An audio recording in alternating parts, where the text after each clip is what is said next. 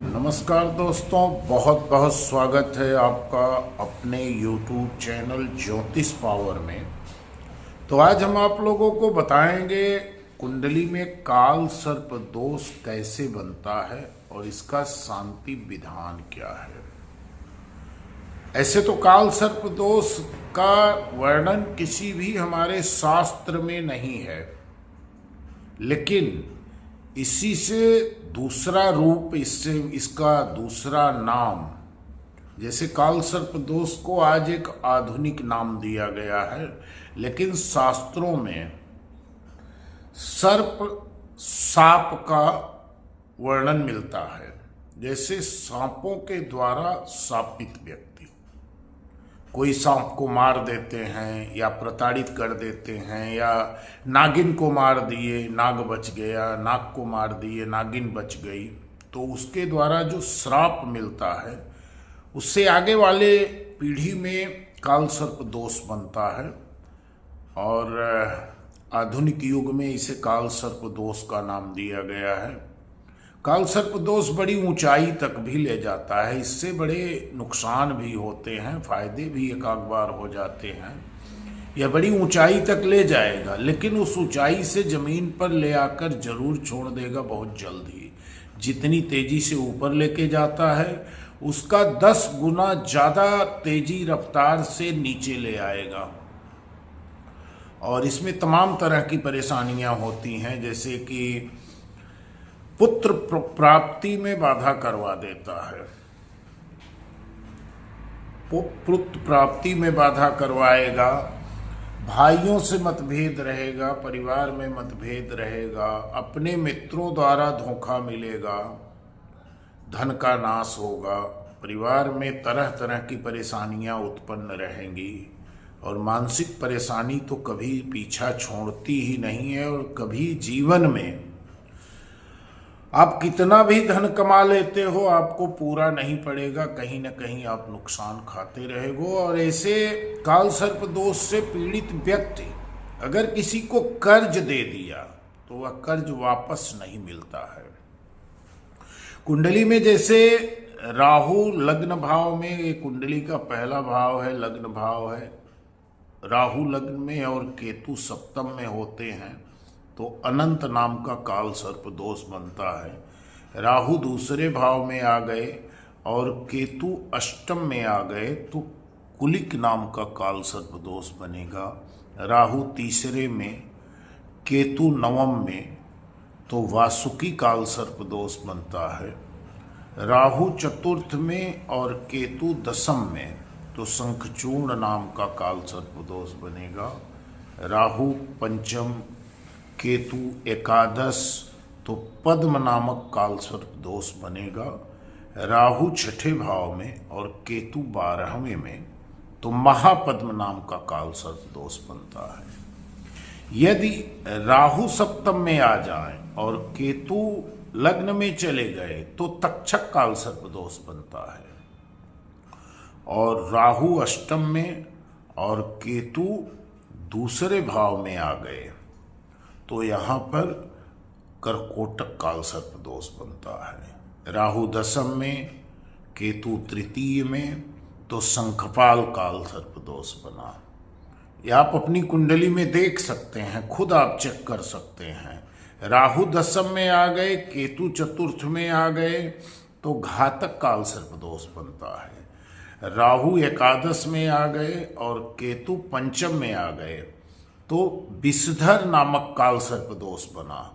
और राहु द्वादश में आ गए, केतु छठे भाव में आ गए तो शेषनाग काल सर्प दोष बना। यह जीवन में तमाम तरह की परेशानियों को लेकर के आता है, और ऐसे लोग कभी शांति से नहीं रह पाते हैं। खास करके अगर अपने पैतृक निवास या जन्मस्थान पर ये चाहें कि कुछ कर लें तो जीवन में कुछ नहीं कर पाते।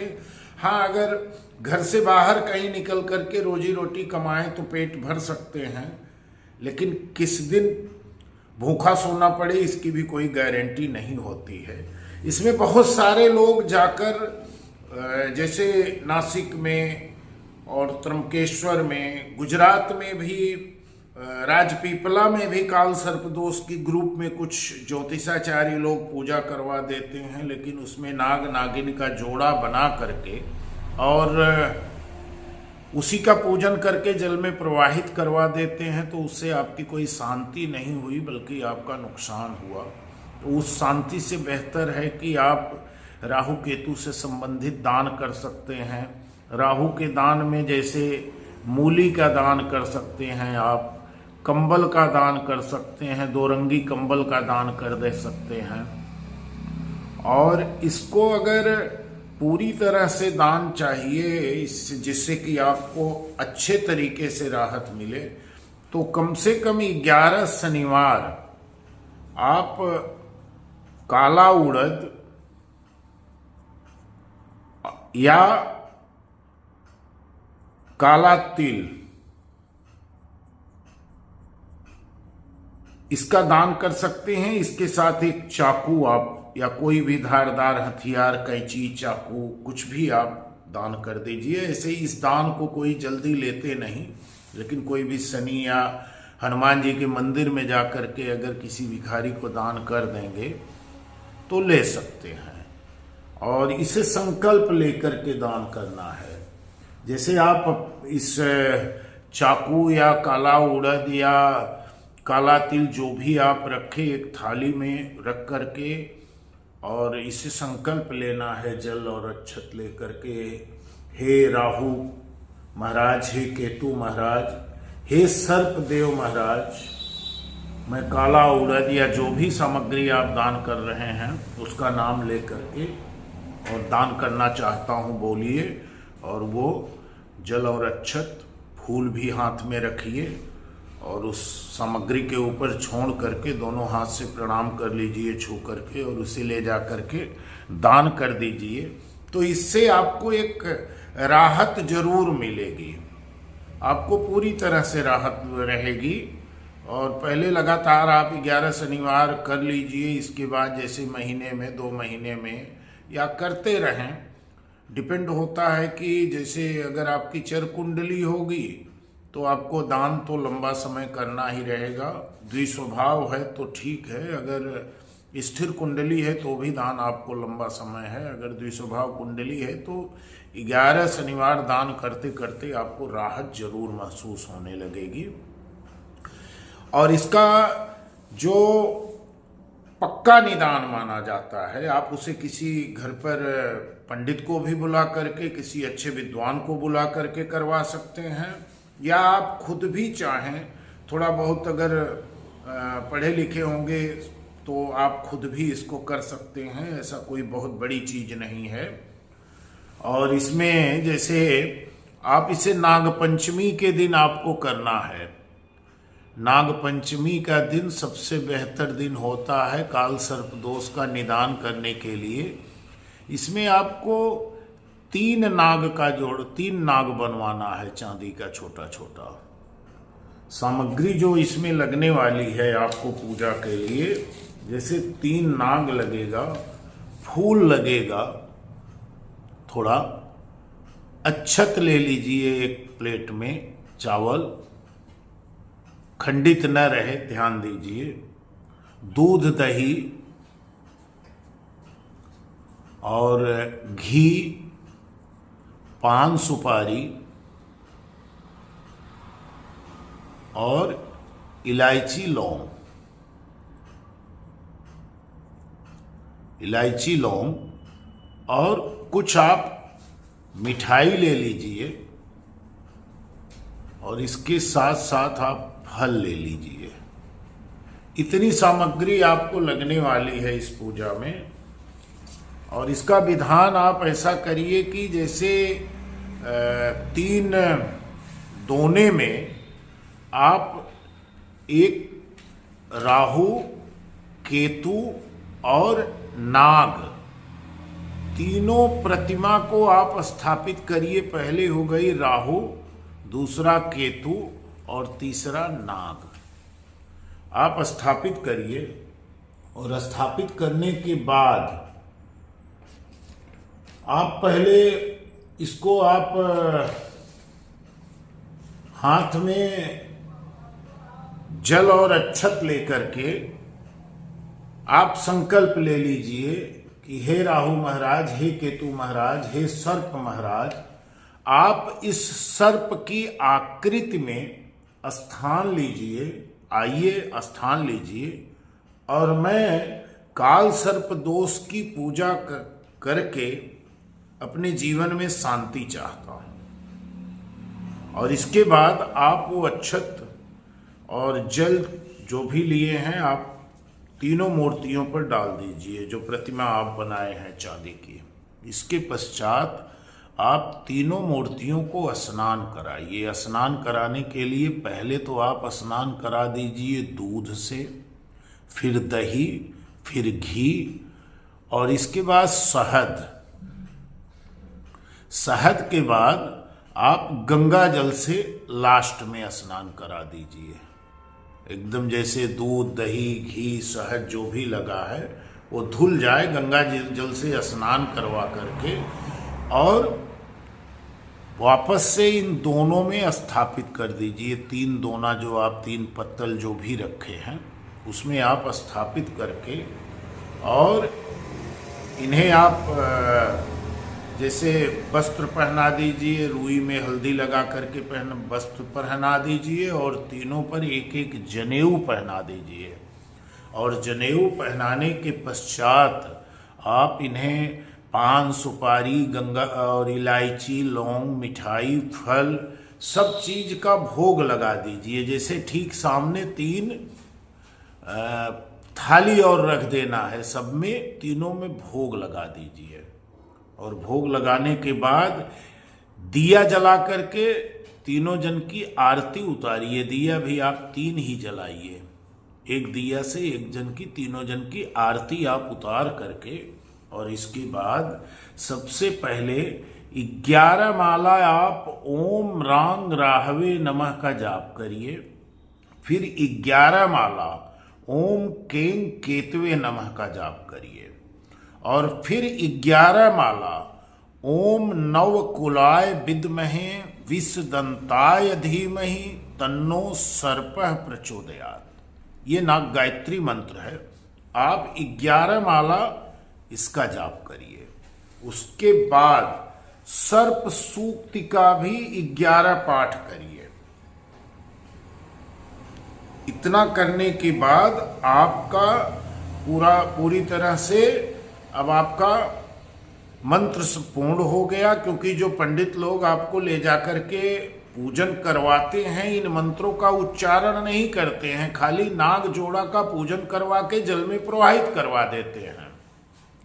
तो जब आप इसको पूरा मंत्र आप पूर्ण करने के पश्चात आप हवन कर दीजिए। अब हवन में आपको क्या लगना है, जैसे 1 किलो आप काला तिल ले लीजिए, काला तिल 1 किलो,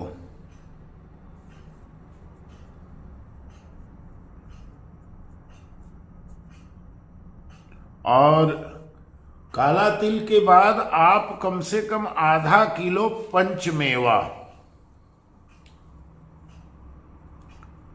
पंचमेवा दुकान पे आपको रेडीमेड मिल जाएगा। आधा किलो या 1 पाव का जो भी पैकेट लेना हो ले लीजिए। आधा किलो गुड़ ले लीजिए,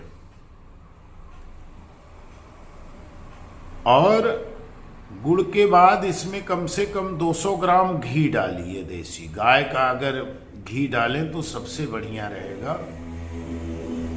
और इसमें आप थोड़ी सी सामग्री बढ़ाने के लिए चाहें तो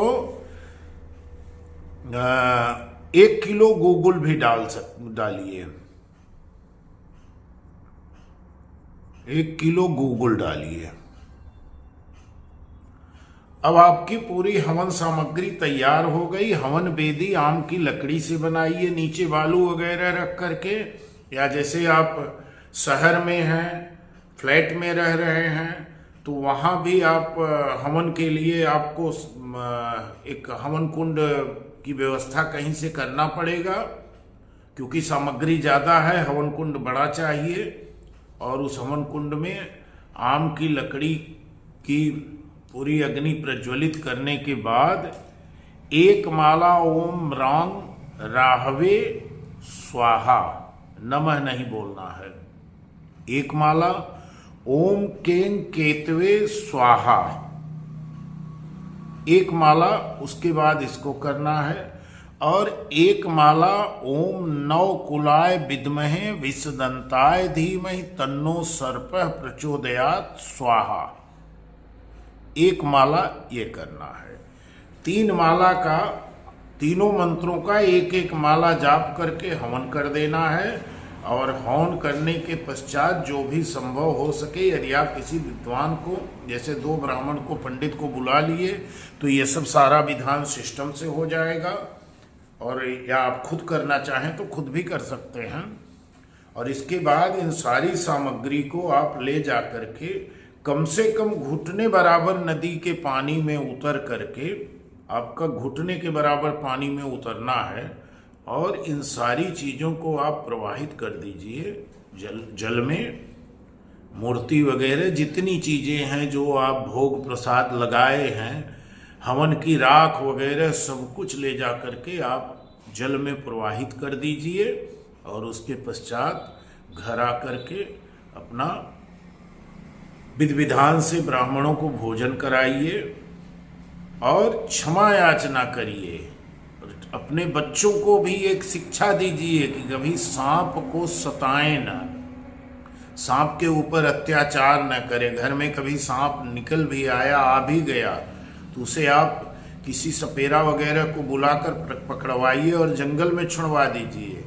यदि नहीं उपलब्ध है तो आप कुछ किसी लकड़ी वगैरह के माध्यम से उसे निकाल दीजिए, लेकिन इस तरह से निकालिए कि उसे किसी भी प्रकार की हानि न हो, उसे मार चोट न लगने पाए। यह शिक्षा आप अपने बच्चों को भी दीजिए। सांप की पूजा होती है, सांप मारे नहीं जाते हैं। तो दोस्तों, यदि आपको हमारा वीडियो पसंद आएगा तो एक लाइक, एक कमेंट जरूर करना। और हमारे चैनल पर पहली बार आए हो तो चैनल को सब्सक्राइब कर लेना। कुंडली से जुड़ी किसी भी प्रकार की जानकारी या सहायता आप चाहते हैं, या किसी प्रकार का रत्न रुद्राक्ष खरीदना चाहते हैं तो हमें संपर्क कर सकते हैं। नमस्कार। जय मां भद्रकाली।